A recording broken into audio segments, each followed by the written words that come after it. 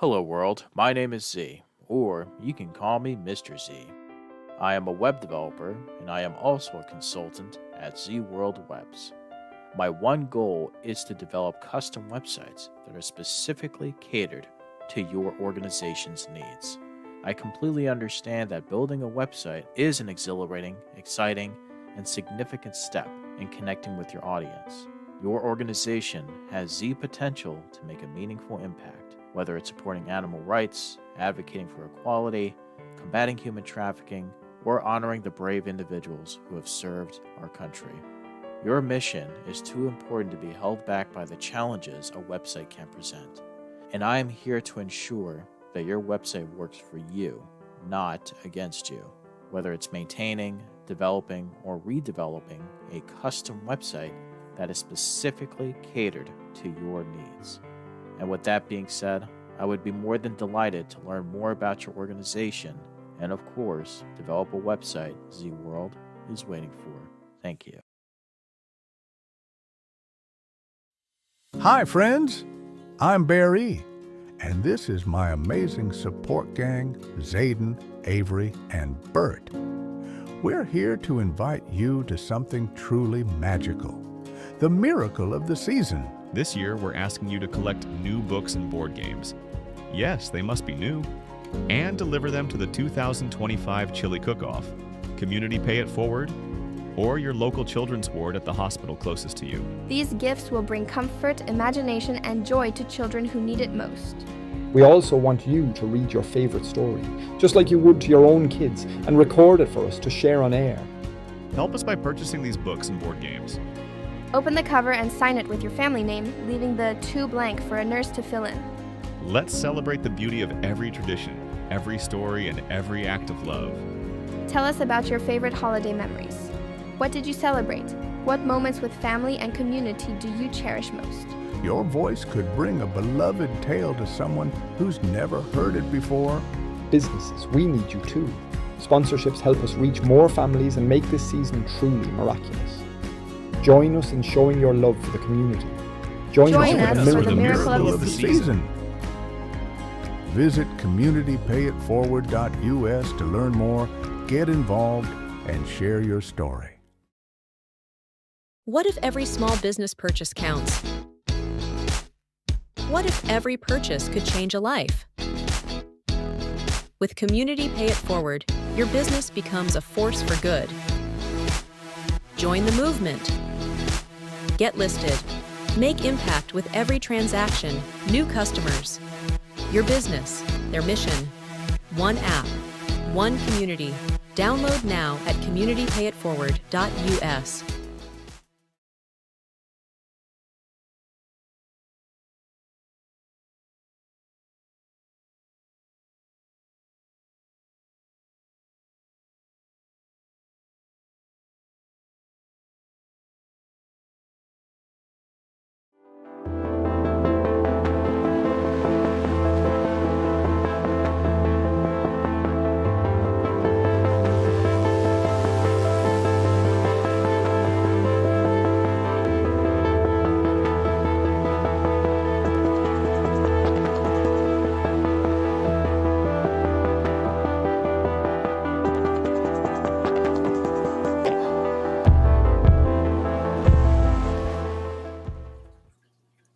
Wonderful morning to you all. My name is Zach. I guess it's afternoon for most of you. And to all of our friends over across the pond, hello. My name is Zak Clayton. I am the president and founder of Community Pay It Forward, Community Dare to Care, and the PAC channels. I would like to welcome any of our European brethren who are and sister who are watching and getting ready to enjoy a just absolute fun time I had with our guest today, Mr. Joel from Rewired for Men. We had a wonderful, wonderful conversation. We really, really had a great time. But before I get to Joel, we have a very important event coming up, and we need you to participate. Up here, the red QR code. If you scan that, you can be part of something special. And this is for everyone in the world. Okay, this is not an American thing. It's not a Christian thing. It's not a anything. This is for everyone. It's called a miracle of the season. Okay, we are sick and tired of people finding fault in everything. We're sick and tired of people saying, you're not like me, so we're going to put some distance between us. Let's get rid of that distance. Okay, let's get back to, you know what? You are you. I celebrate you. I love the fact that you're different than I am, because by God, if you were like me, there's already a me. I don't need another me. I've already got a me. So please join us on a miracle of the season. If you are in the States, if you are in particularly Kansas, Nebraska, Wyoming, and of course here in Colorado, coming up this Sunday, we've got the chili cook-off. It's our 8th annual chili cook-off, and there is still space available for you to come and join us. But you need to get in now, okay? The green QR code to my corner, that corner over there, down in the corner, is how you can get involved. Sponsors, we still need your help. What we're doing is we're putting books into hospitals all over northern Colorado. And as you saw in that video, what we ask you to do is write to and from, put your family name in the from. This is from the so-and-so family, and then deliver it to us here at Community Pay It Forward, or take it to your local hospital and give it to your children's ward at your local hospital and tell them, hey, we're part of a worldwide initiative to get books for kids in hospitals in their time of need. So, but today we are going to be talking a little bit about a couple holiday celebrations. Okay, this does not particularly mean it happens in December, but these are some other people's celebrations, what they celebrate. Not everybody celebrates Christmas or Hanukkah or Kwanzaa or whatever. So we are going through and we are introducing a lot of the celebrations from around the world. We'd like to welcome you to the miracle of the season, where every tradition shines and every story matters. Absolutely every story matters. I am again Zak Clayton, and together we're celebrating the heart of winter through culture, kindness, and connection. During each show, we'll explore how communities around the world honor this season with light and laughter and love, from ancient rituals to modern miracles. And we'll share the voices, values, and vibrant traditions that make this time of year truly magical. So grab yourself a warm drink and open your heart, and let's come together for a season of stories, spirit, and celebration. One of the things that I have learned about doing this series in preparation for the miracle is the word in the word that keeps appearing in all of these celebrations is the word renewal. Renewal. We're getting ready to, this one's gone, this year, this time is gone. It's out of here. I'm done with it. I'm not doing it no more. Let's carry on. It's kind of funny because Joel and I talk about that a little bit later too, because you just got to be able to move on. So a lot of these celebrations, that's exactly what this is. Today, we're going to start talking about Lunar New Year, a global celebration of renewal. So we're going to start today's journey with the celebration that lights up homes across Asia and beyond, the Lunar New Year. What is Lunar New Year? Well, Lunar New Year marks the beginning of the new year based on The lunar calendar, lunar being moon, it's celebrated by millions across China, Vietnam, Korea, Malaysia, Singapore, and many other countries. The date changes each year, usually falling in between late January and mid February. Some of the key traditions for this celebration are fireworks and lion dances, symbolizing driving away the evil spirits and welcoming good fortune. Red envelopes filled with money and given to children and elders as blessings. I could use a little bit of that. And a lot of this family feasts, dishes like dumplings, sticky rice cakes, and whole fish represent prosperity and unity. Okay, I'm not a fish guy, so I could go without that. I can't say I'm not a fish guy, but for me, I just need to learn where you can catch fish sticks, and then I'll be good. If we can find the place where you can catch the fish stick, I'm in. But all that other fish, just not for me. Lantern festivals held on the 15th day mark the end of the celebrations with glowing lanterns and riddles. Some cultural highlights. In Vietnam, it's called Tet, and it includes ancestral offerings and peach blossom decorations. That sounds beautiful. In South Korea, Seola,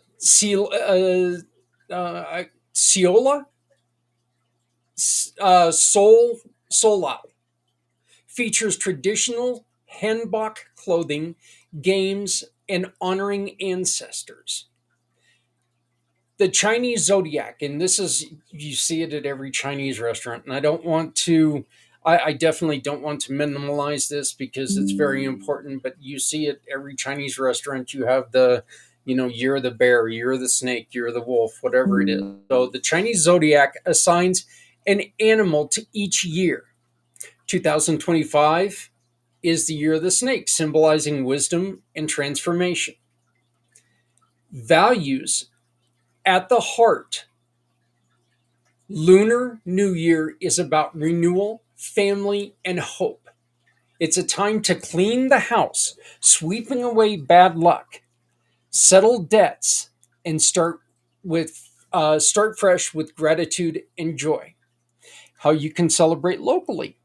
Try making dumplings or spring rolls with loved ones. Share red envelopes with kind notes or small gifts. Attend a local Lunar New Year event or parade. I said this about I said this about an event, Hanukkah, and I'd like to say this about all events. If you are in the Colorado area and you know of some of these celebrations, I would welcome an invitation to come and hang out with you. I'd love to see what these are about. I'd love to attend all of these. Uh, Again, I am very culturally curious. And that's why this is such an important thing for me, is that I get to look at all these and I get to learn why these celebrations are so important to different cultures. And that to me is very important. So if you know of somebody, please reach out to me. I'd love to hear about it. Learn how to say Happy New Year in Mandarin. Okay, get ready because I'm probably going to screw this up. It is called. Let's see here. Xinyan Lu. So Xinyan Kuai Lu is Happy New Year. Xinyan Kuai Lu. Xinyan meaning New Year. Or no. Xian, which is Xinyan, is Happy New Year. Kuai Lu is happy. So, okay, so it's Xinyan is New Year. Kuai Lu is happy.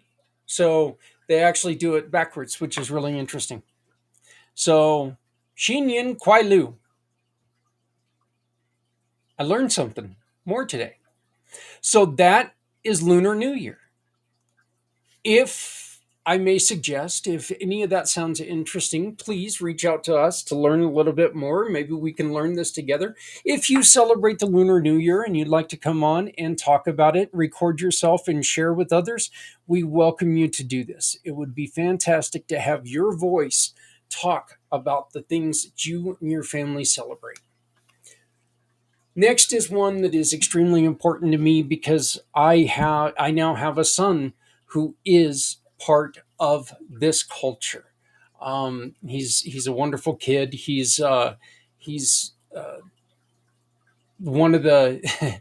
It's weird to say he's still young. He's in his mid-20s, and he's one of the elders of his tribe in Oklahoma. So, but he is just the most courteous young man you'll ever meet, and really proud of him. Really proud of all my kids, but he's every time I talk to him, very very respectful, but he's very very proud of his culture, and so I'm extremely proud to bring you Indigenous winter celebrations honoring Earth, ancestors, and community. So now we're going to turn to the wisdom and warmth of Indigenous winter traditions rooted in storytelling, ceremony, and connection to the land. Diverse traditions across the nation's Indigenous communities and across North America and beyond honor winter and beyond America and beyond honor winter as a sacred time. While practices vary by tribe and region, common themes include reflection, storytelling, and spiritual renewal. Some of the key elements are winter solstice, which we talked about last week. Winter solstice was one that, previous to calendars and all the clocks and all this other stuff. Winter solstice is how people told time. Winter solstice is how people were able to keep dates. Planting, farming, celebrating. Winter solstice was so important for such a long time. Still is to a lot of people. Ceremonies, winter solstice ceremony, the longest night and the return of the sun, often include drumming, dancing, and prayers. Oral storytelling. Elders share creation stories, legends, and teachings that guide the community. Feasts and food sharing. Corn, wild rice, venison, and berries are shared in gratitude and remembrance. Craft and regalia making. Winter is a time for creating traditional clothing, beadwork, and tools.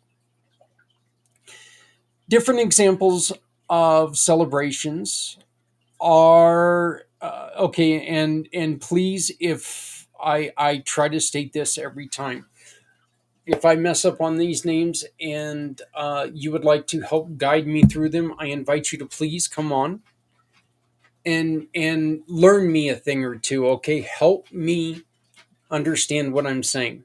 I want to be able to say this properly and honor your culture properly. So please, if you can, join me and we can record this and you can help me pronounce these correctly. So, Ghost must think that we're talking about him on this one. So, it's just, we're not. This one is Haudenosaunee. Uh, uh, Haudenosaunee Midwinter Ceremony. Haudenosaunee. The Haudenosaunee, also known as the Iroquois Confederacy hold a midwinter ceremony that includes the stirring of ashes, dream sharing, and tobacco offerings. Anishinaabe.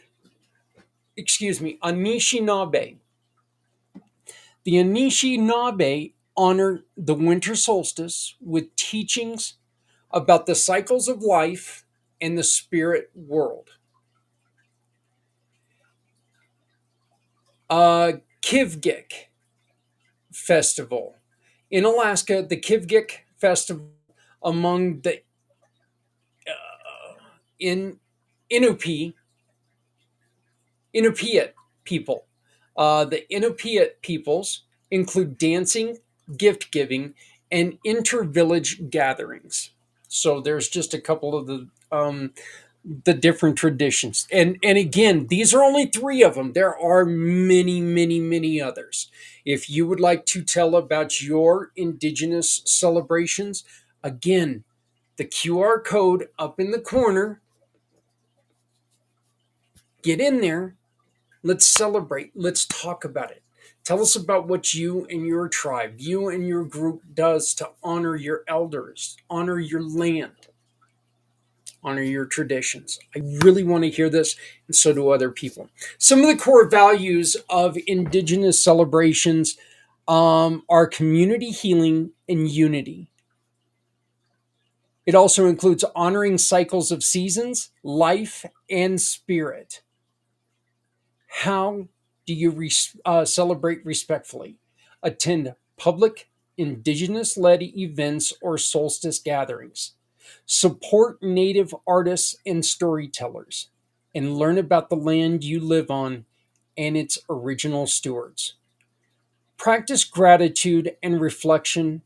Light a candle, share a story, or offer a prayer.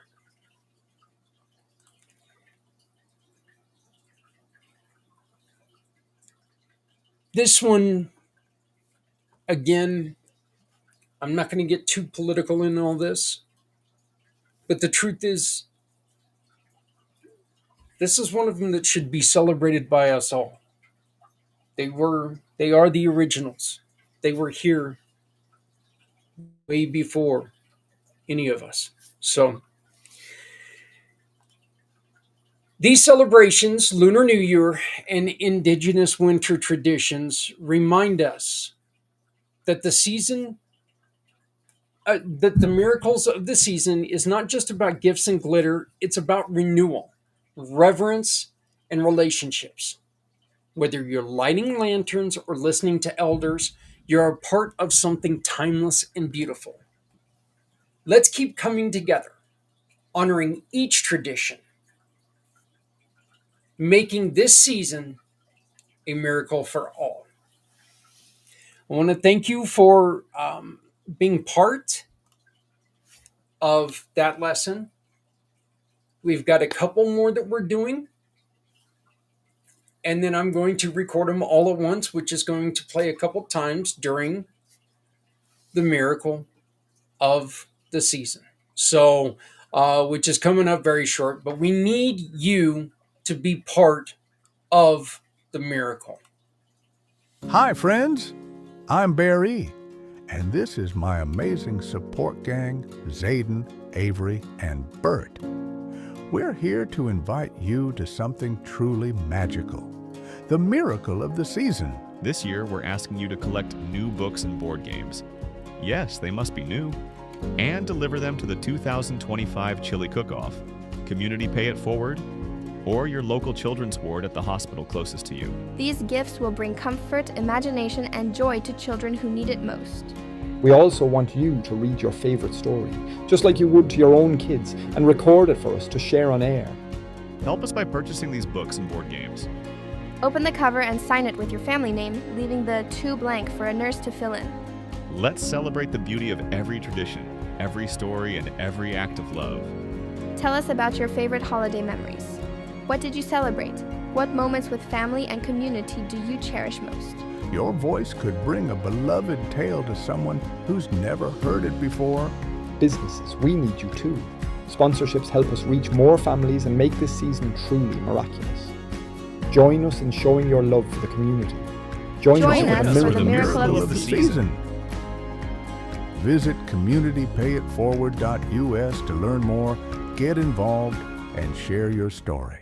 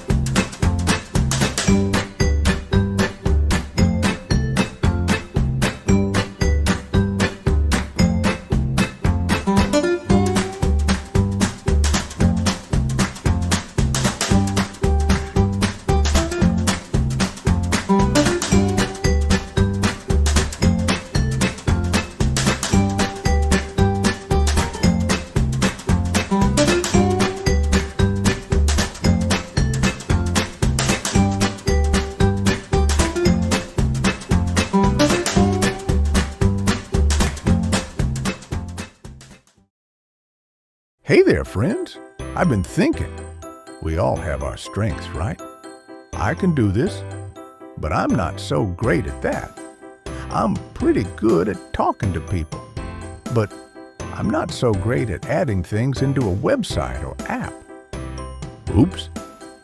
I love speaking, sharing stories, social media, all those hashtags and algorithms. Yeah, that's a jungle I haven't quite figured out yet. Coming up with ideas that bring folks together, I'm all about it. But bookkeeping, let's just say numbers, and I don't exactly get along. But that's okay, because someone out there is good at those things. And when we work together, magic happens. See, Community Pay It Forward has never been about one person. It's a program built by many to support even more. Every one of us brings something special to the table. We all have talents that make us great on our own. But imagine how much stronger we are when we bring all those talents together. That's what Community Pay It Forward is all about. Your skills, my skills, our hearts, working together to make a difference. So tell me, what are you good at? Let's find out together. Visit communitypayitforward.us and join the movement. I did it again. I forgot to take the right. There's the one slide in there where it says community and it's not spelled right. Um, yeah, community, communidati, idioti, or ID, whatever. I need to get that video out and burn it. I changed it to where it actually says community, but we are looking for volunteers. I desperately need your help.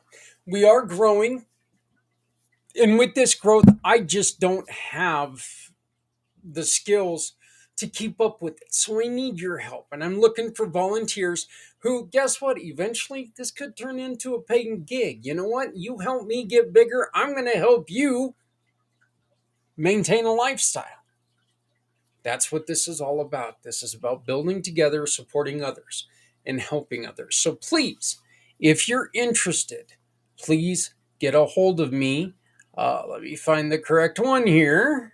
Of course, I'm not. There we go. You can get a hold of me by using my digital business card, which is my For My card, which is one of our wonderful, wonderful partners.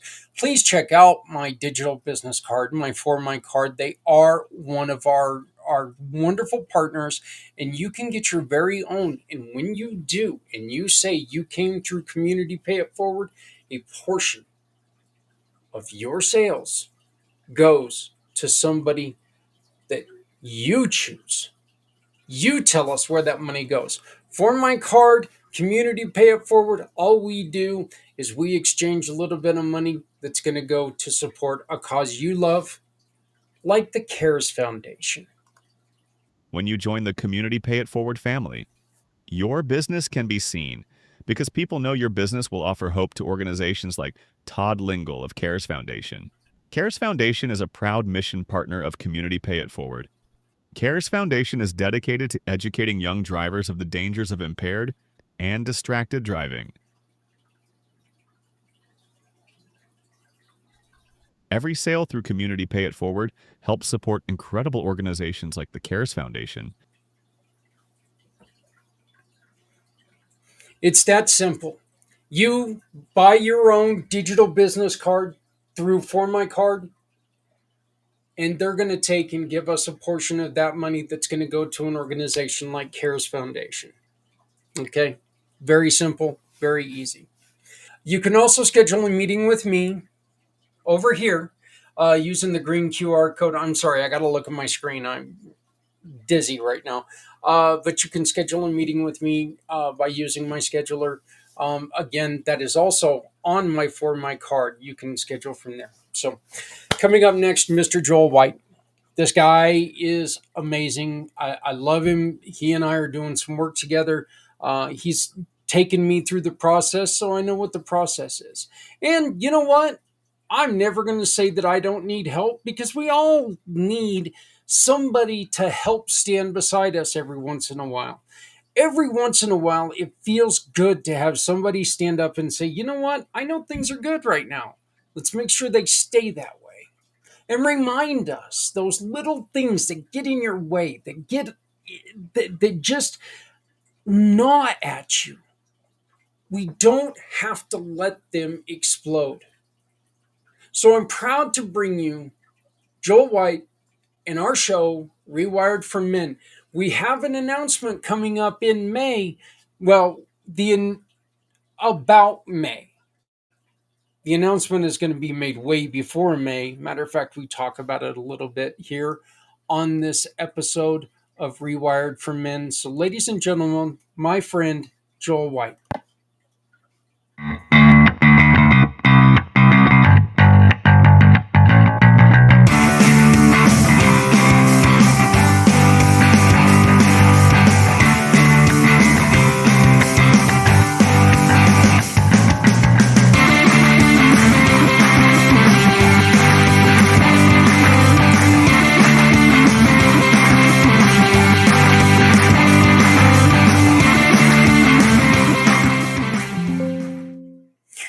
You know, it's really kind of funny, Joel. I listened to that song, and I've been listening to a lot of music history throughout the last week or two. Megadeth, which is my favorite band of all time, has announced that they are releasing their last studio album. They're going to be retiring after this multi-year tour.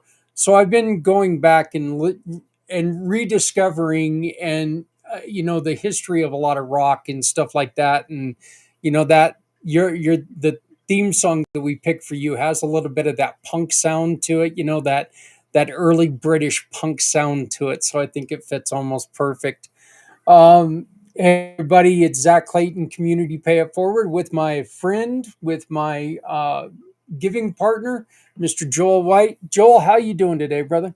I'm all right, mate. It makes me smile when I hear the music come in. But also the comment you said there, do rock bands actually ever retire? Do they just retire when they die, when they fall off stage into a coffin? Do they ever? It's actually kind of funny. I'm not sure if I think that retiring for a lot of these bands is, Ozzy is officially retired. Well, yeah, of course he is. He's dead now. He's finally retired, because you have bands like, God, how many times is Kiss retired? How many times is Motley Crue retired? I mean, these guys retire like weekly, and then they're coming back. My genre of music, Slayer retired like 3 years ago. They're back, So, But joke aside, I know this wasn't the point we were going to go with, but that says it all about men. Men don't like retirement, because if you actually look when men retire, it's astronomical how many actually die within 2 to 3 years from retirement.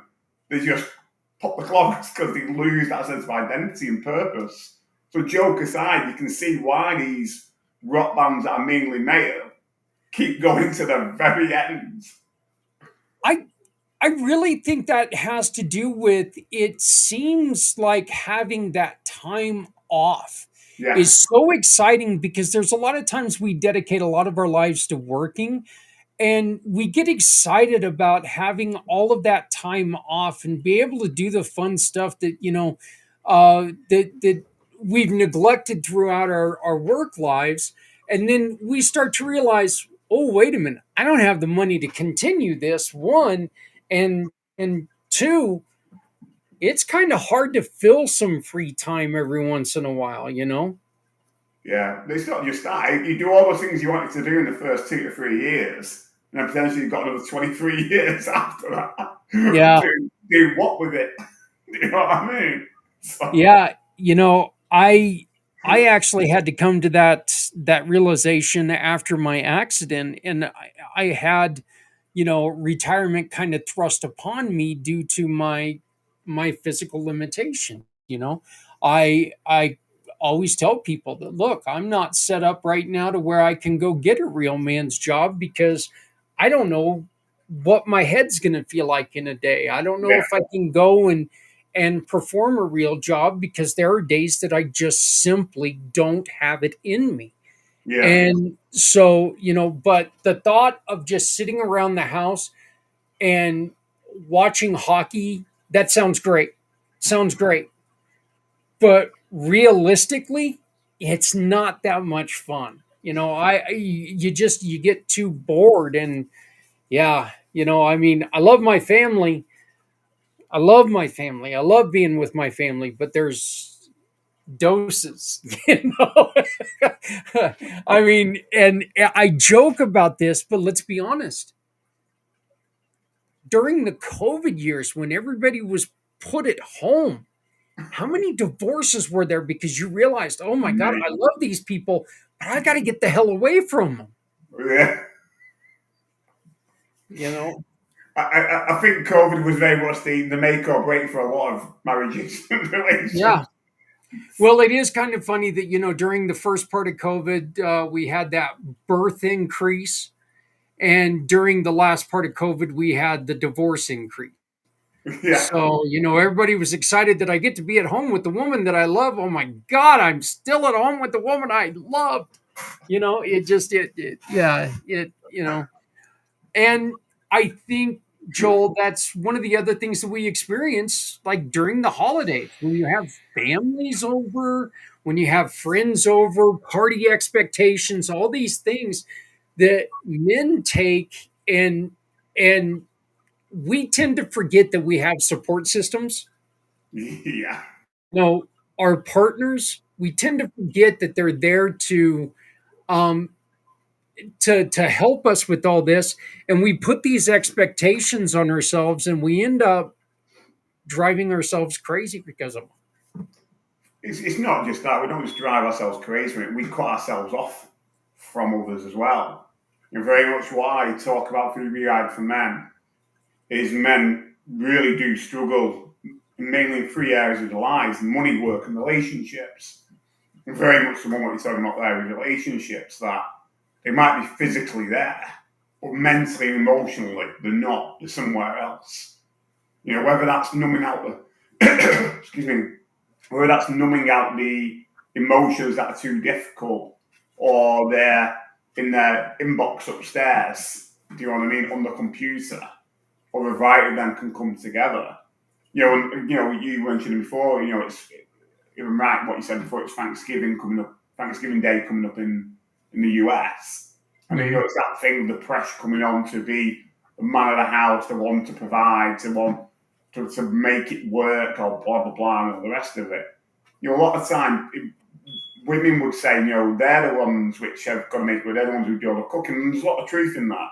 But there's also a lot of pressure on the man to be the father, or be the son, or be whatever it is. When the relatives come round, and it's not always easy, is it? Yeah, no, it's most definitely not. Let me take and go in a little bit of a different direction here. And the closest holiday we have, of course, is Halloween, or Diwali, which is going on right now. Yeah. And a lot of that has to do with, there's the responsibility on, you want to be involved, you want to be with your friends, you want to be that, you want to maintain that cool aspect of your life. But you got to be careful that you're not that cool guy who lit the freaking house on fire because you decided you were going to take and light a firework out your butt. How do we as men make sure that we're not that clown that, people are going to remember me forever from this party? Well, yeah, because you burned your house down. It's easy to remember that fool. I think if anything, we've touched on this before. The biggest issue with men is when they become emotionally ungrounded, disconnected, whatever phrase you want to do it. They either head off downwards to the man's area. It's going to come on it and think with that, or they don't think at all. I think. Yeah. And it's about just taking a step back and just having a breather. But again, we've touched on this. Men men are very external in how we express ourselves. And if we are in a healthy place, that's great.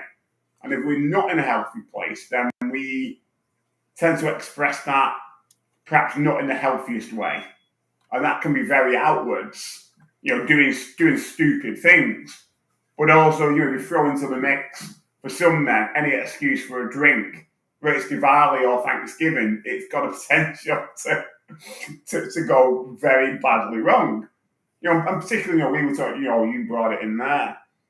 The amount of injuries that happen to men and boys over bonfire night is just horrendous. Because you do stupid stuff with fireworks or bonfires or whatever it is. It's really poor. And it just needs a bit of common sense. If you've got a firework, don't light it in your hand and put it down on the ground and walk away from it. Don't attack each other with sparklers while they're lit. It's basically funny and common sense shit. But a lot of people lack that after a few drinks, or they want to show off in front of their mates. It goes badly wrong. Yeah, and let's be honest here. Truthfully, that's one of the funniest things in the world to see is when that happens to somebody. But still, it's not really one of those things that you should do. I mean, we were talking about it a little bit as we were coming on, but I remember back some of the stuff that I would do when I was younger, which is just dumb. Yeah, I mean some of the decisions, and I don't believe in accidents because I knew fully what I was doing. I wasn't thinking about the ramifications of them, but stuff like on Halloween night, I would take with a can of WD-40, spray down my arms and answer the door and light my arms on fire and scare the hell out of kids, and it didn't burn until the WD-40 burned off.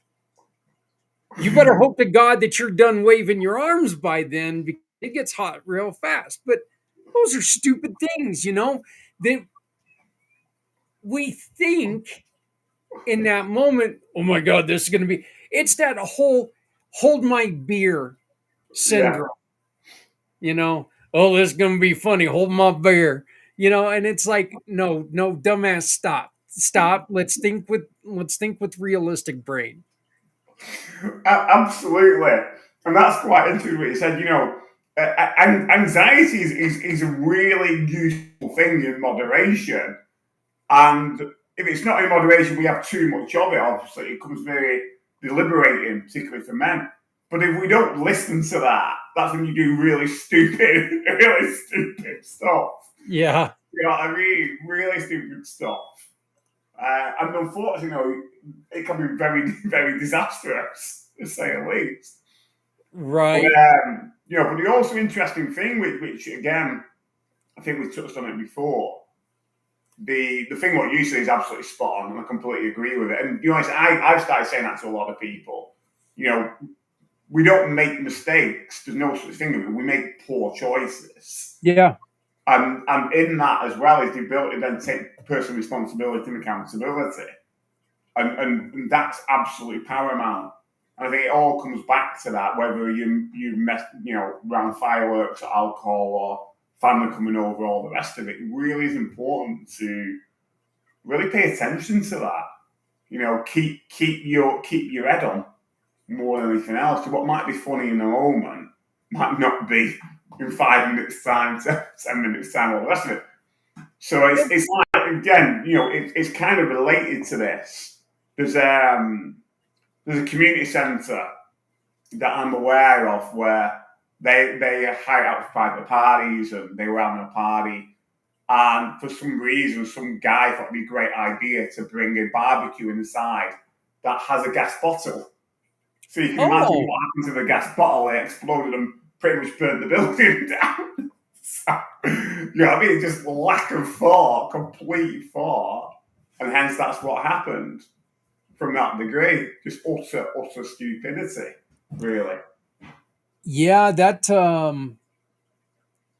there's a reason why those things are when I was a truck driver, they always warned you, don't light these little, the like hot plates and stuff inside your truck, take them outside the truck. Well, there's a reason for that. First off, it's toxic.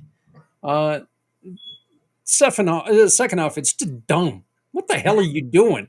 You you're in an enclosed place and you're going to light something on fire. All right, yeah, but you know, I think the biggest message with all this is really simply, okay, look, it's great to have fun.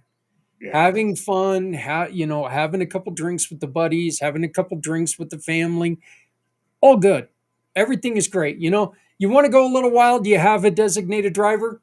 Have at it. Just remember waking up the next morning and thinking you had a great time and finding out that you were the ass of the party. That's never fun.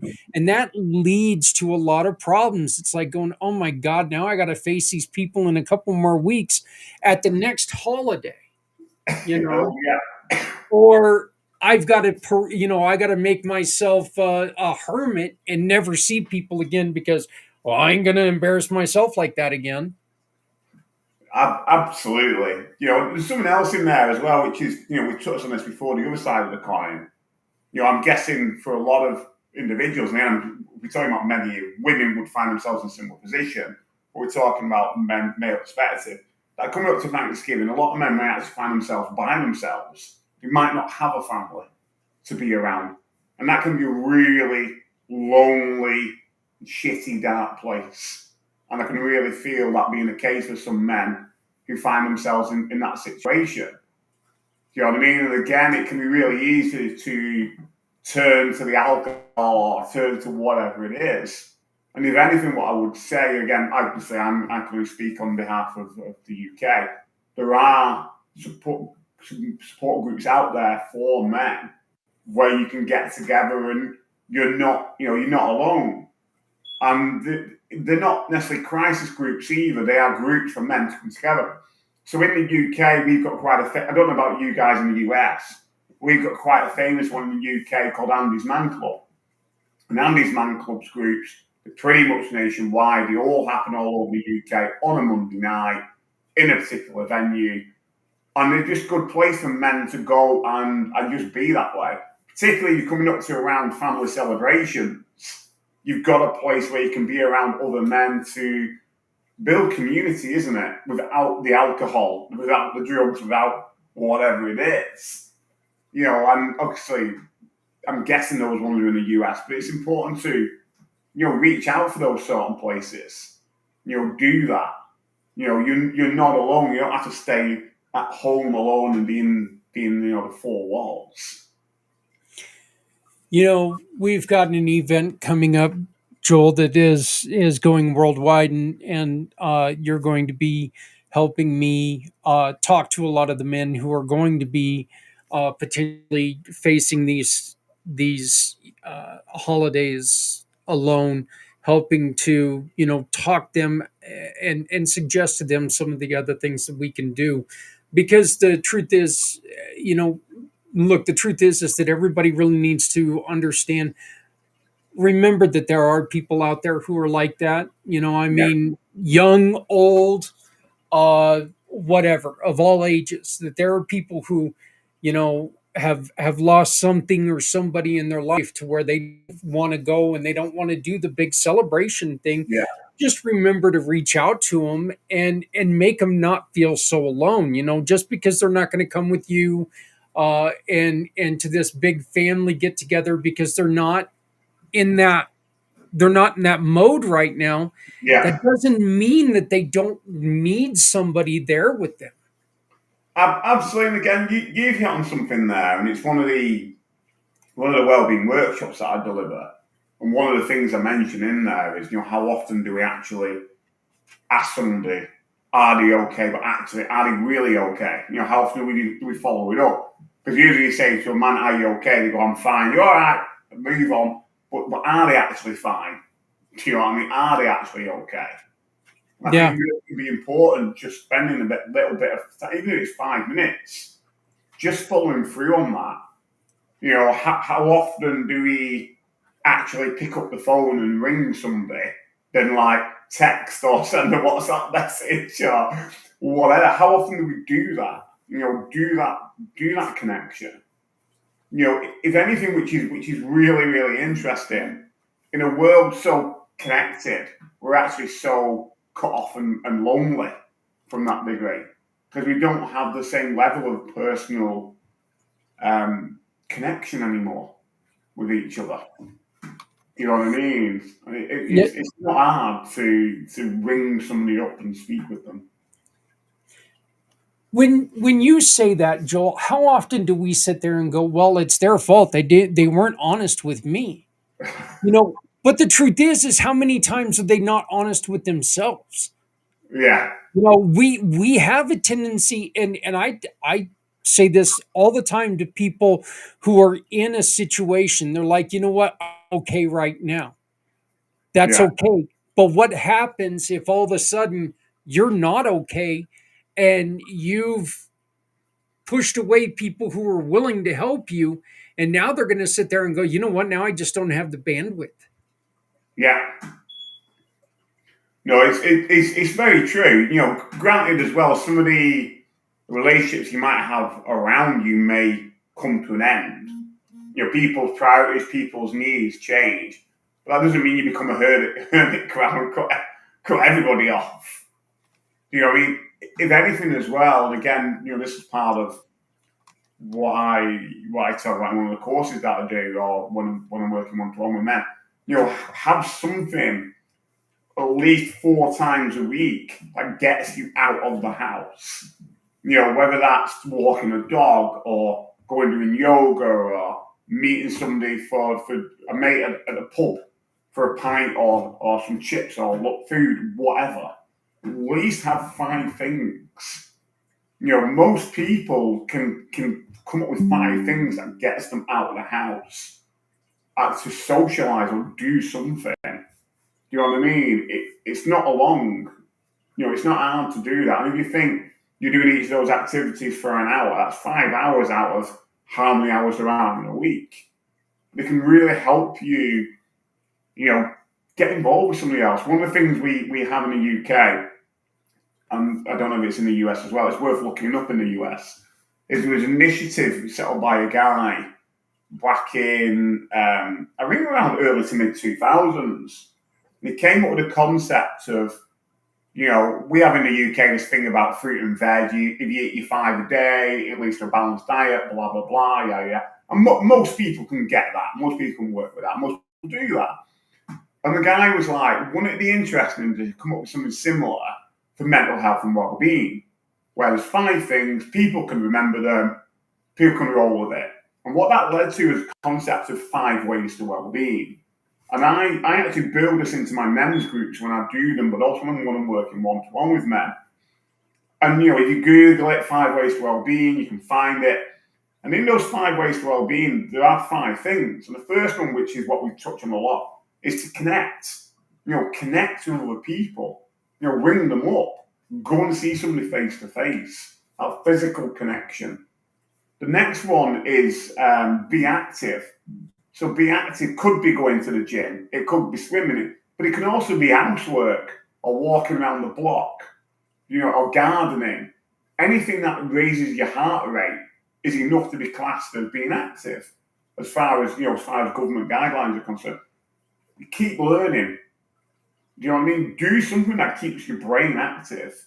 Yeah. Whether that's a jigsaw puzzle or a course or Sudoku or a crossword or reading the magazine or going to a museum, whatever it is, do something that keeps your head going. Take notice. How often do you actually look around you in your environment? A lot of guys walking on the mobile phones or they got their heads down looking at the ground. How often do you pay attention to actually really listen or see or hear or smell or touch or whatever? Just not be an autopilot. Or how often you actually just sit with your thoughts and your emotions. And the last one is give. And we touch on this quite a lot. Give could be anything from your time, like volunteering, to a smile. to ringing somebody up. One of the most precious resources we all have in this world is time. Nobody knows how much time we've got left, which only adds to how precious it is for each of us. But how often do we actually make the most of that time in our day?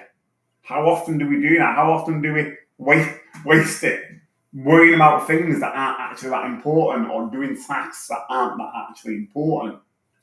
Do you know what I mean? And these 5 things together make up the 5 ways to well-being. And if you're doing, say, one activity, you might find yourself doing all of them.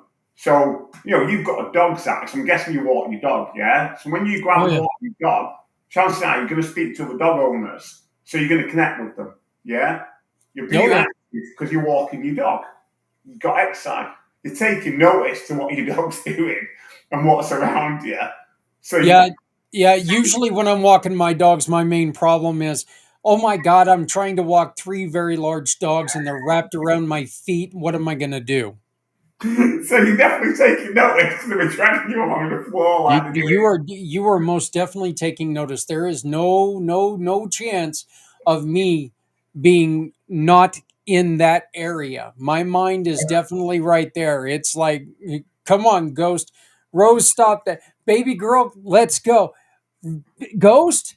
Actually, it's usually Ghost. Ghost is the one who's always doing something. So, but yeah, with what you were saying, Joel, I know that one of the things that really helps me, and this is something that I have become very, very reacquainted to this last couple weeks because of my nephew, but helping people through something that I've been through, just not going in and offering help, but going in and saying, this is what I went through. And if there's any questions you have, I'm here. Okay. Yeah. Walking up to somebody who's been in a motorcycle accident, whether they've got brain injuries, whether they got a broken leg, whether they're just, trying to figure things out. I've had people call me before and say, hey, can I just talk to you? And going in and being able to talk to them, ask them, what questions are you having right now? Do you have anything that you want to, hear from me? Tell me what you need me to do, and it's always been something that's been a little difficult for me to do, walk into another accident victim's room. Yeah. But it's always been something that when I walk out of the room, I know that I'm a better person inside myself than when I was when I walked in. And hopefully I've helped answer a few questions, which is so much more important than even the way I feel. Absolutely. And literally, absolutely beautiful. You said that's literally what give is. That's what give is. Give is giving time, giving support, sharing experiences, lived experiences. And it's like, my men's group, we usually get about 8 to 10 guys who rock up face to face on a Monday morning, 11 till 1 p.m. Most of them would say, do you know what I mean? That starts their week off by them coming and connecting and sharing experiences. And you can't put a price on that. And some of the conversations we talk about, they're pretty deep. Men do talk. Men go a lot deeper than women, respect to women, by the way. But men do. If given the right space, they really will go into the darkness, the skeleton in the cupboard. They'll bring it out on the table. You need someone to start that conversation, but then it rolls through. Then it opens up from that degree.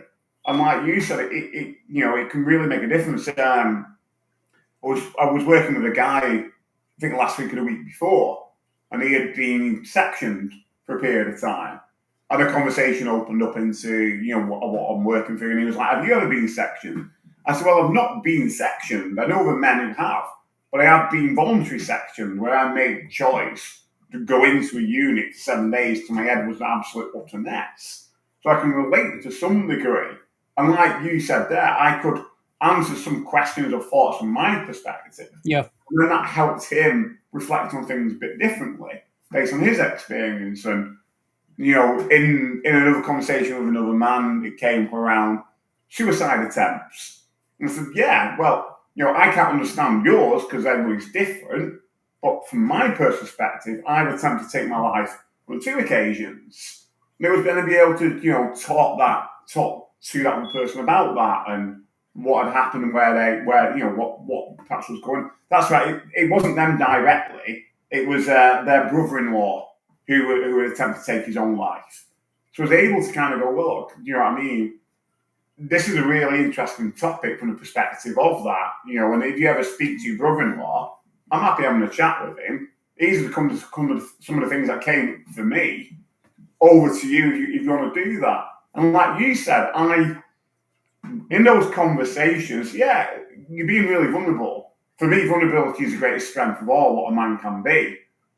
But what you get out of those conversations, like you said there, you come out a better person. You planted a seed with somebody who will go and do something with that. And that's just powerful, really, massively powerful. Yeah, I know that, in which I know that we're talking about men's health, but I think that it's the same with women when it comes to this. But Adrian, my wife, every Friday she goes and she volunteers at the shelter, with animals, and that takes a special person. I'm going to tell you right now, that takes a person that I couldn't do that because I seriously. We've got enough animals in this house, and if I start doing that, we're going to have more.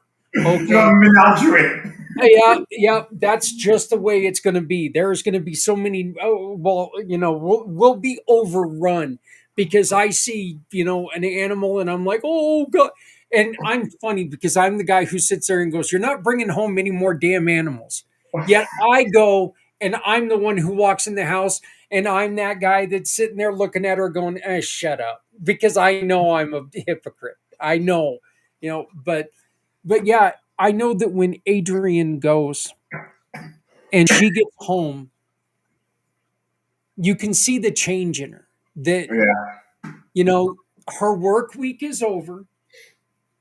She knows we've got a weekend full of stuff to do, but her stress level is way, way, way down because she went and she did something that made her feel so good inside. Yeah. And knows she did good for somebody, as for something other than herself. Yeah. And we've all got that animal shelter. Okay. We've all got that home shelter, or like you said, a suicide support group or something like that. We've all got something that we could go and speak to. Yeah. It really has to do with what we say on Never Shut Up. Make sure that if you're going in, you're not just talking about, you're not going to sit there and talk to somebody about glamorizing your suicide attempt and help them. You're going to say, this is what I was going through. Yeah. This is what I was going through. I don't know if this sounds familiar or not, but this is what I went through. This is what I did, and this is what got me through that feeling. If you walk in and you have honest, open conversations with people, Joel, what can that do to somebody hearing it? Well, it's massive. The clear bit what you said there was when you come into conversations that are perhaps going to be uncomfortable or difficult, you go in with the eye from your perspective, your personal perspective. You know what I mean? Not from the we or anything like that, because the worst thing you can say to somebody is, I understand what you went through. No, you can't. You can't understand me at all. Not at all. It's actually really insulting. Yeah. When somebody says stuff like that. And I need to reiterate, that is very insulting. When you say something like that, there is no worse turnoff. To me personally, if you say, oh, I know exactly what you're talking about, or, oh, tell me about it, or, any of these kind of pass it off terms. Yeah. It's just like, look, if I can't talk to you about this, then I'm just going to walk away. Yeah. Yeah, absolutely. And very much, a lot of time, if I don't really know the person, I actually say to them, I can never understand what you're being through because I'm not you. I'm not even pretending to be, but I can only go off from my perspective of reality. And this is what it looks like personally for me and what it looked like for me. You know, and that's a healthier way to start these conversations and build these conversations, put them from that perspective. You know, if anything, you can't go too far wrong with the other and with I. But we get off piece but related. If you find yourself having a breakdown of communication with your wife or partner, the worst thing you can do is go, use you. It's you. Because again, you know it's going to go badly wrong. You know, again, always start with I think, I feel. Because no one can take that away from you. Do you know what I mean? Yeah. As soon as you deviate off that, you know it's going to be a bad outcome. I'm yet to come across somebody who's had a good outcome to an argument using you. It's just not going to happen. Right. And it's so simple because if you hear the words, you know, you never listen to me, instead of jumping off the handle going, yes, I do. I listen to you all the time. You know, I mean, why do you think I'm so frustrated? I listen to you all the damn time. No, that's not where I was going with this. But instead, what am I not hearing? Yes. Just a simple question. What am I not hearing? You take the offensiveness out of that, and you really put the focus on them to tell you what they need you to hear. Absolutely. And that literally relates back to the other point as well. When those difficult conversations are occurring, just take a step back. You know what I mean? You know, again, a classic one for a man. You know, this came up in a conversation. And absolutely right. You know, we are men are natural fixers. We want to fix everything. Mm-hmm. But sometimes it's not always the best approach to go straight in there and go, I can fix that. So perhaps a person doesn't want that fixing. They just want to be heard. You know, a lot of people in today's society, because the nature of it is, there's two things a lot of us crave because of the nature of the society we're in. It's to be heard and to be seen. You know, those two are absolutely crucial because a lot of people don't feel seen. They don't feel heard. And I know at parts in my life, I remember when I was in my early 20s, I felt I didn't matter. I felt that I wasn't seen. I'd almost pretend walking along that I was invisible and nobody saw me. That's the mindset I got into in my early 20s. And it's not a great place to be because that is a massive indicator of your own self-esteem, that you think and feel that you're not seen and you're not heard. It's not a great place to be. So if somebody is taking a risk to start a conversation, any conversation, give them the space where you can see and you can hear them. And you've got a greater chance then they'll perhaps open up. And again, completely related to this, off topic but related, I put an advert in a community magazine about my men's groups that I do to kind of attract more men to come along. And it goes out into various venues in the area that I live. And I just missed call. And I rang it back, and it was a lady, she was a grandmother. And she's like, oh, you know, I saw your men's group, this, that, and the other. I gave her the time. You know, some men would have gone, yeah, whatever, love, wrong number, blah, blah, blah. But I just gave her the time. And you know, it transcribes that she's really worried about her grandson. He's, you know, in his 30s. I won't go into it because obviously people might connect the dots. But there's stuff going on for him at home. He doesn't leave his home. I'm like, okay, fair enough. So I had a little chat going, you know, this is how you could have a conversation with him, give him the time, give him the space, you know, plant a seed, say you spoke with me, this is my web address, get him to look at it. If he's interested, you've got my number, I'm here. I'm happy to give him a bit of time. And while I'm on the phone, for you, you know, what do you do with your time? Oh, well, I do a bit of this. Well, have you thought about doing A, B, and C? And it was a 10-minute conversation maximum, but she went away feeling more confident, heard, and seen in a way, because I gave her that time. I gave her ideas for her and for her son. Guess who called me today? Her son. Yep. Her son called me today. He reached out. I missed a call because I was somewhere else. He left an answering machine message, and I called it back. I called him back, and again, for him to do that was massive. And he apologised for the fact that I had to call him back. I'm like, what are you apologising for? Do you know what I mean? If anything, you really need to celebrate the fact that you've picked up the phone, or rang a complete stranger with whatever's going on for you. It's not easy, and you've done it. You've done the hardest bit. And that's why I've rang you back, to really acknowledge that. Whether you come along to my men's group's entirely up to you. I would love you to come to that. It's only a small group, 8 to 10 men, various men that attend. I'm not there every week. I'm going to be here on that day, on a particular Monday. I'll meet you outside. But I'm not going to chase you up. You've got my number. Get in touch. And again, a 5-minute conversation might not come along, Zach, but he will remember that somebody gave him the time of day, heard him, and potentially, hopefully, will see him. Took 5 minutes, that conversation. I think you also you really touched on something that's very valuable there, and that is that what you can't tell somebody when it's time to heal. No.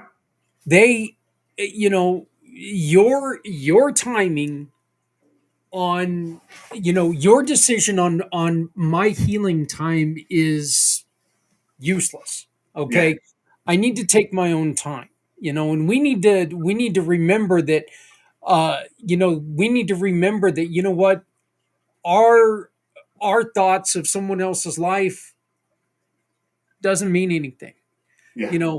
We're all different people. We need to come at things. We need to make sure that we're respecting each other's individuality, because, look, this is something I was able to get over. And, look, here's one of the things that, me personally, I was smoking 3 packs of cigarettes every day. Okay. I was able to set a time, a date, and I quit smoking. I have not picked up a cigarette now in over 17 years. Yeah. Do I say that everybody can do that? Of course I'm going to say everybody can do it. Will everybody? That's up to them. Yeah. But I'm not going to sit there and I'm not going to walk up to somebody, because the other thing I can't stand is, oh, you could do that, but there's no way I could. Well, yeah, you can. You can, if you decide that that's what you, that's who you are. I mean, but, if somebody really wants to quit and they want to come to me and ask me what I did, I'll tell them.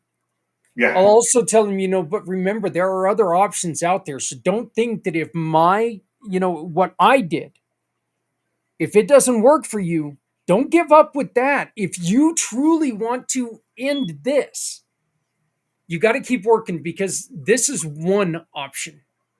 And just because it worked for me does not mean it's going to work for you. And I think that's beautiful what you said. The temptation can be when somebody does come for you for support or ask you a question, that you go, well, it worked for me, so it'll also work for them. No, it doesn't mean that at all.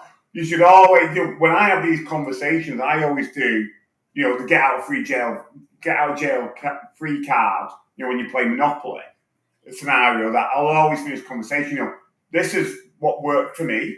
It might not work for you. You do what's best for you. And that clearly is putting the responsibility back on them. Because what I don't want them to do is go away and do what I told them to do, because it worked for me. And then they come back and go, well, that didn't work. Do you know what I mean? Well, yeah. Yeah. I just think of it this way, Joel. When was the last time you heard a commercial where 10 out of 10 dentists suggest that, chewing this? It's never 10 out of 10. It's always 9 out of 10 or something like that. There's always a chance it's not going to work for someone. Okay. Absolutely. And just because it worked for you does not mean it is right for everyone. We've got to got to get that out of our heads. This is what you need to do. Okay. If you do it this way, you're going to succeed. Possibly. Yeah. But if we do that to people, you're putting it in their head that if I don't succeed this way, I have no hope. And what you said there is absolutely crucial, because that's where a lot of men can find themselves. They fall in love with these ideas or these particular men they see as role models. And I think sometimes some of these role models don't realise the impact they can have. So, again, as an example, was a really interesting health and wellbeing event yesterday, and it was related to mental health and sport. And there's lots of mental health concerns in sport, particularly in elite sport, and what this is now coming more to the surface. And what they had there was a guy who, for a very fluid part of his career, was really, really good. But he had lots of other stuff going on for him as well.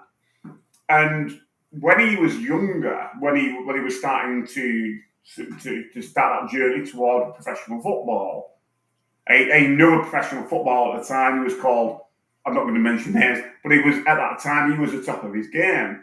And he said to this young lad, not knowing anything really about him or what was going on at home or anything like that, you're doing incredibly well. You'll be worth millions one day. You keep doing what you're doing. The amount of pressure that young boy took on his shoulders was immense. Yeah. And then when he was going through his really difficult time, where was this player? Where were the other players? There were nowhere to be seen. He was just left with that hole. Do you know what I mean? Granted, he obviously made some poor decisions along the way, but you don't need somebody saying that to you. And then you've got to carry that. That's all the unconscious belief stuff, what I talk about. We've got to be mindful sometimes when we do say certain things, particularly to younger people. Is this actually going to be a benefit to them? And potentially impact is it going to have on them? I think that right there is a good. I think that's a good lesson for parents when it comes to their kids in sports, because you know what, your kid is one math problem away from not being able to play. Okay, yeah. And if that happens, your kid's going to have that pressure of failing the math problem. Plus, oh my God, my career is done. Yeah. There's not a career there yet. All right. You got to earn that. And there's a lot, we put pressure, way too much pressure on our kids anyway, but maybe we can get into that later. Joel, we have decided that we want to do something coming up in May, the 10th through the 16th is National Mental Health Awareness Week. And you and I want to do a series of videos throughout this week and really talk. We want to have some guests on to help us give encouragement to men every day of that week and put together like a little block of interviews that men can go back and remind themselves every day that this is something that we can do to make sure that we're taking care of ourselves and really lift up our spirits. We unfortunately did not get to record before the Mental Health Day, which was on the 10th. But this is a celebration of something that, like Footprints Forward, we started doing Footprints Forward because I was talking about suicide on the 22nd of February every year and then just walked away from it. And I decided that, no, we can't do this. This is something that we need to do every day. So we're going to try to help people out starting with this week. And I think that's a great idea, and we've talked about this all the time. We want men to come forward between now and obviously May that's next year, who are willing just to be part of this, building this. If anything, being a bit vulnerable to help others out there.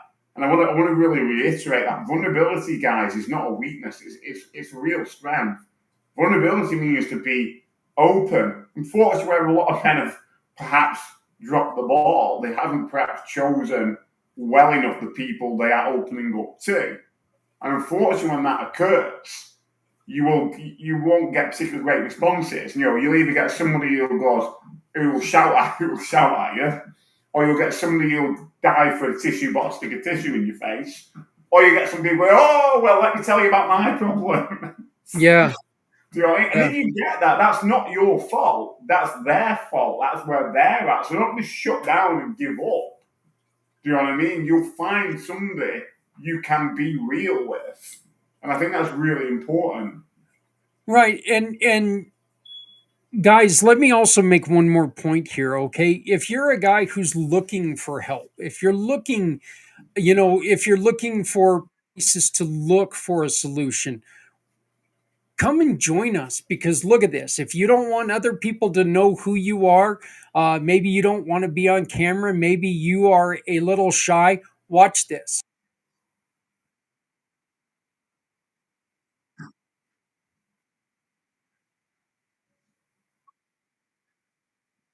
Okay, we can help you get through this. Joel can definitely help you. I'm just a guy who thinks he knows things. So, But you do know things like, the beauty of why it works between us, we've both made some dumbass decisions in our life, but we've learned from them. That's the richness of lived experience. And again, this comes up all the time. We are all, I say this all the time to people, we are the world's best storytellers of our own lives. yeah. And whether you want to cast that as good, bad, or ugly is entirely up to us.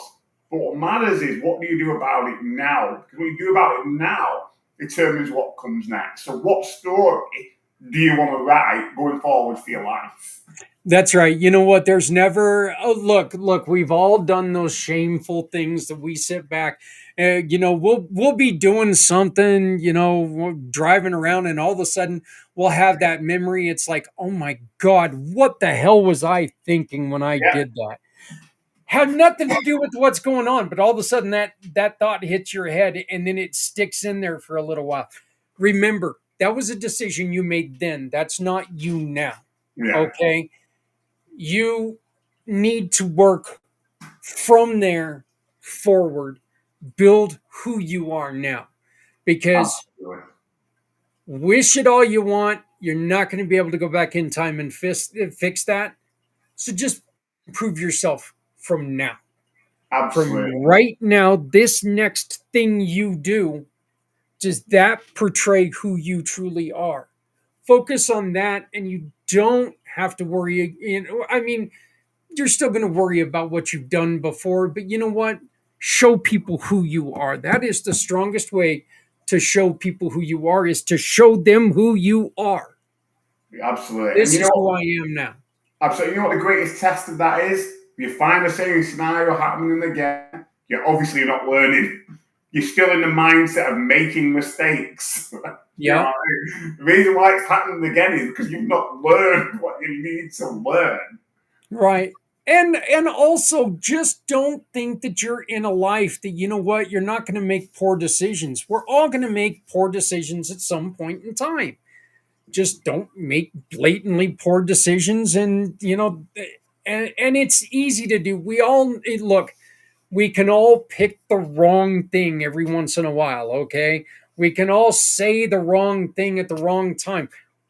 We're going to hear something that somebody says and take it wrong every once in a while. It's going to happen. We're going to make the wrong decisions. We're going to say the wrong thing. We're going to do the wrong thing at the wrong time. That's going to happen. How are you going to react? Yeah. That is going to show who you really are. So, absolutely. And again, it's brilliant where this conversation goes.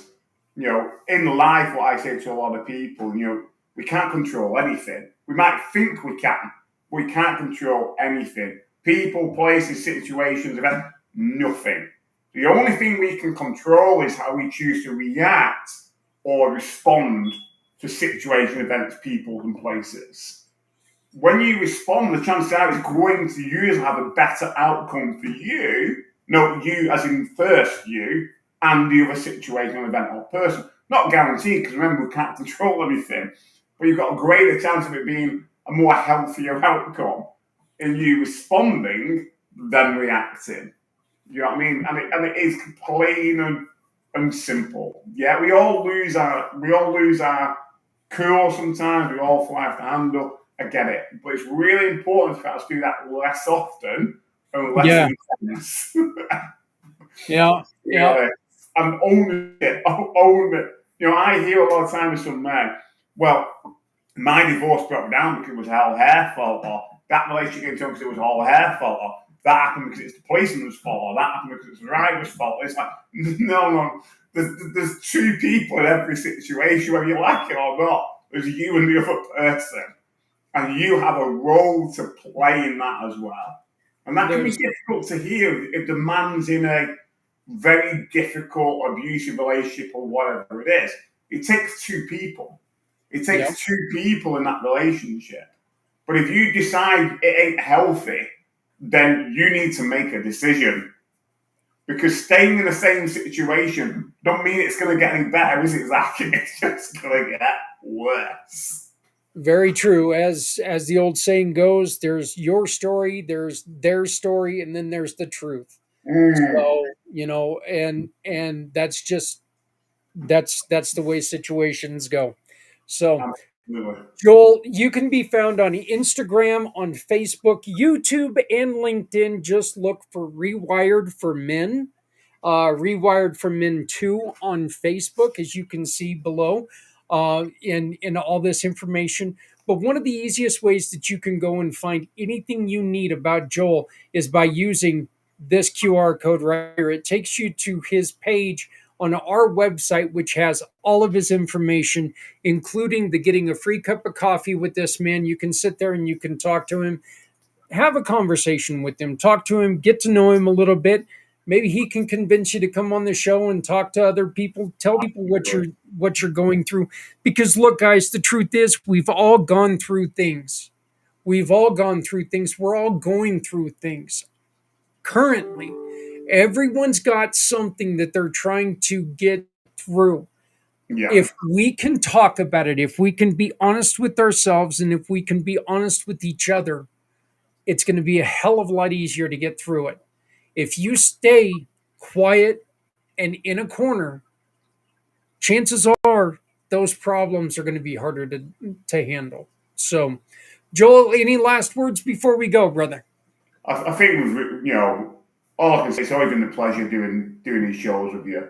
And I really do feel that any man who watches this, take away from it, you're not alone. And other people have been through similar, not the same as you, but similar. Yep. And that's really important to take those two points away. Yep, that is so important. There's no look. Truth is, and I've said this before. Human beings have been around a day or two. You're probably not going to hit a situation that another person hasn't had something similar to them. Okay, you're going to have to go way out there to find a situation that nobody's experienced ever. Yeah. Okay. So, but we will be back next month, and we're going to continue to talk a little bit about holidays. And if you have a fear that's coming up due to the holidays, if you have expectations that you're having trouble meeting, this is a gentleman that you want to talk to. He's got a wonderful, wonderful program that can help you be within yourself, be you, the true you. Okay? You cannot be you being someone else. You've got to be true you, true to you. So, Joel, brother, happy Halloween. I know that you're going through full daddy phase right now, so you got some exciting things coming up the next couple of weeks. Yeah. I remember Halloween was one of my favorite times, but that's because I'm a fat guy, and somebody giving away free candy, I'm all about it. Brilliant. And then you got you get your red suit on for Christmas. Yeah. So, there you go. All right, everybody. Hey, for Joel White, my name is Zak Clayton. You've been watching Rewired for Men right here on the PAC channel. We invite you to check out our playlist, which is available on our which is available on our YouTube channel. And Joel, it's available on yours now as well, right? Not quite there, put it on there, but we're getting there, Zach. We're getting there, but it's here for you. It's here for us. Just as we are, we're here for you all. So please join us next time right here on Rewired for Men. Thank you very much. Thank you.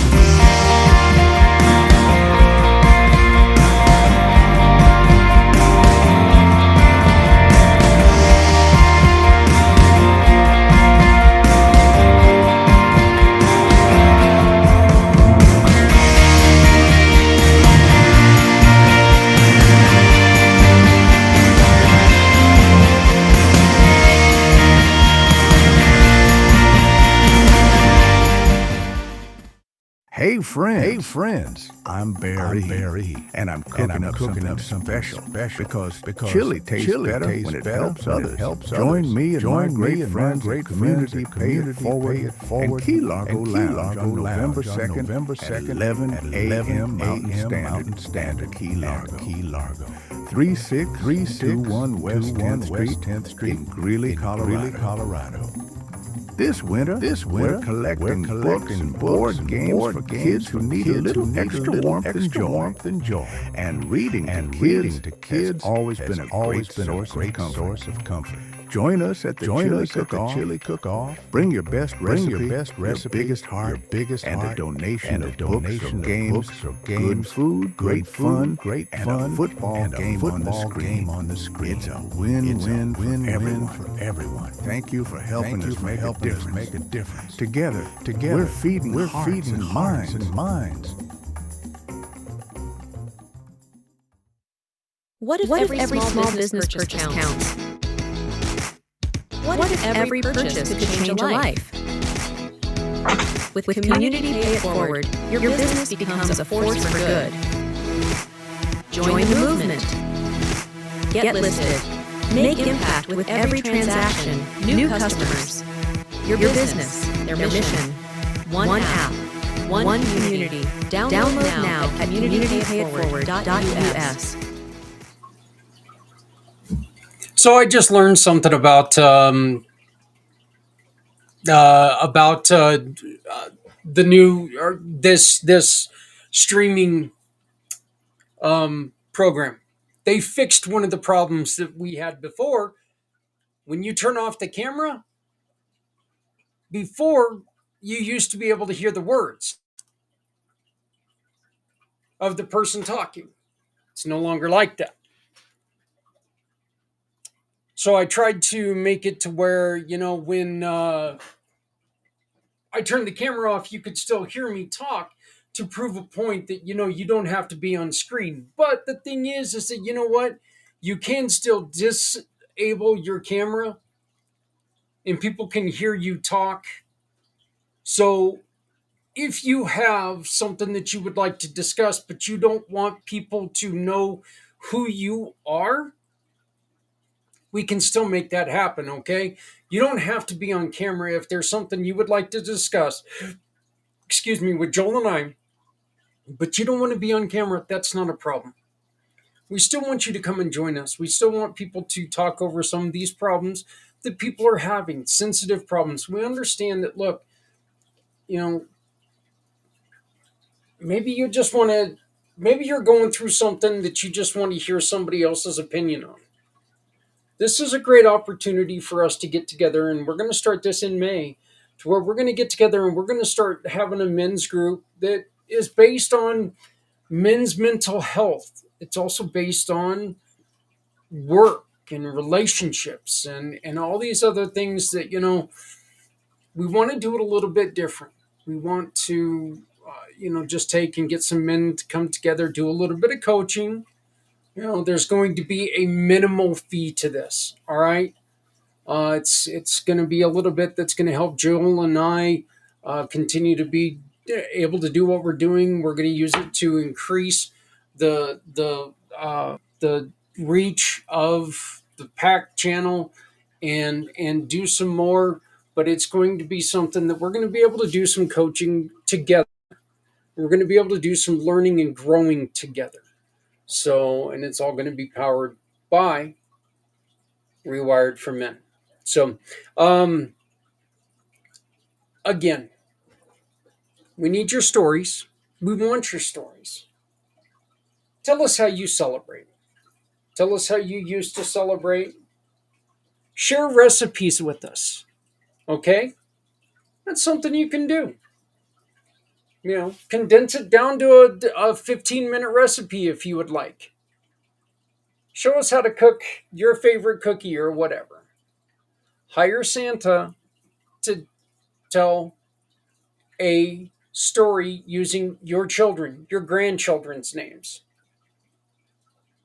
If you want an example of that, just visit Santa on communitypayitforward.us and you can hear a story written by Santa to my 7 grandkids. I'm going to ask a question of you all because while we were recording this, I was going through checking out my Instagram feed and something came up and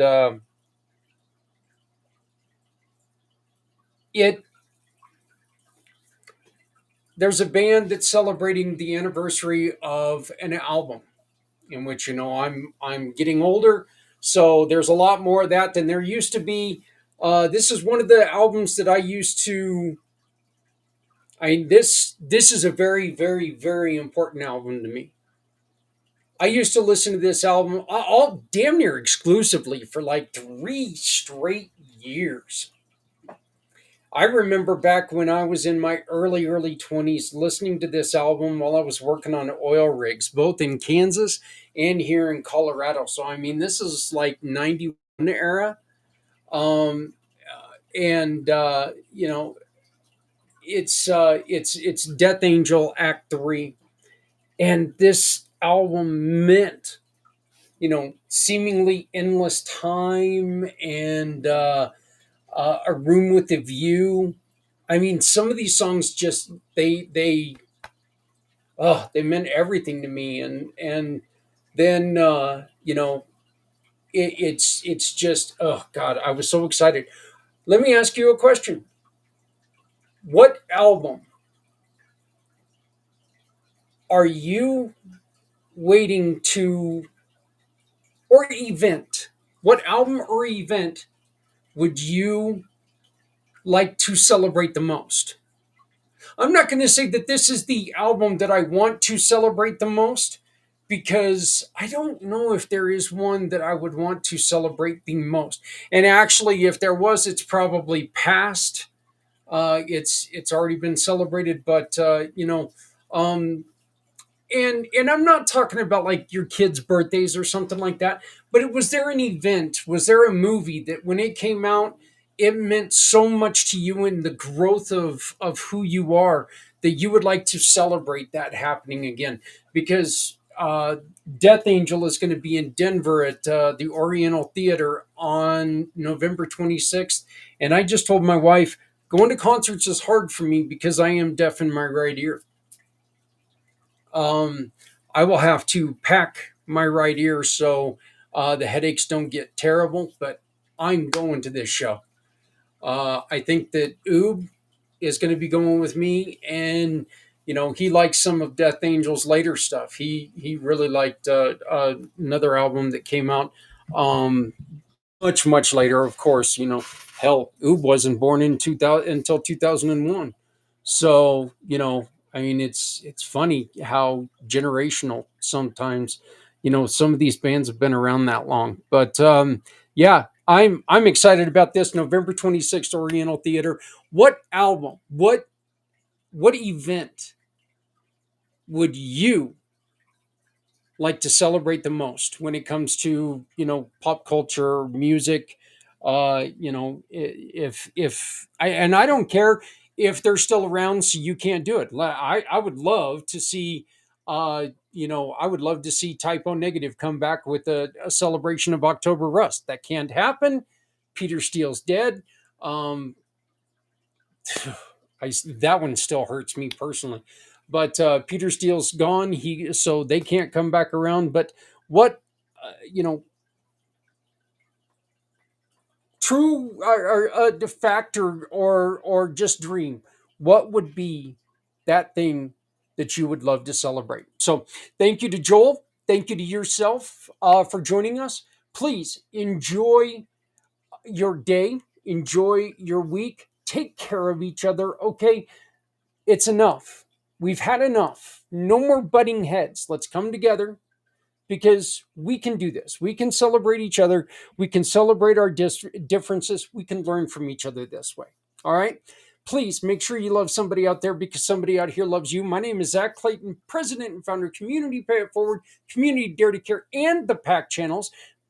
Remember, we are the company where every purchase from one of our partners means you can support something you love. With Community Pay It Forward, communitypayitforward.us. Please remember that if you're not helping someone, you're hurting everyone. No one needs to go it alone when we all come together. I'll see you on Wednesday night with Community Impact.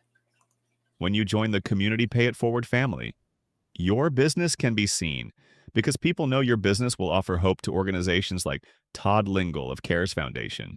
CARES Foundation is a proud mission partner of Community Pay It Forward. CARES Foundation is dedicated to educating young drivers of the dangers of impaired and distracted driving. Every sale through Community Pay It Forward helps support incredible organizations like the CARES Foundation.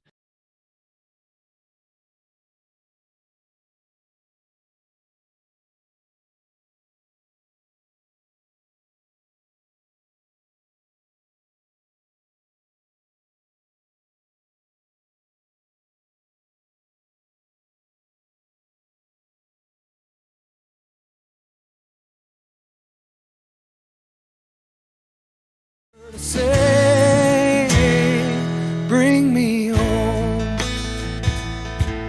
out alone, to show me the way. You wanna hold the heart of Sunset Boulevard.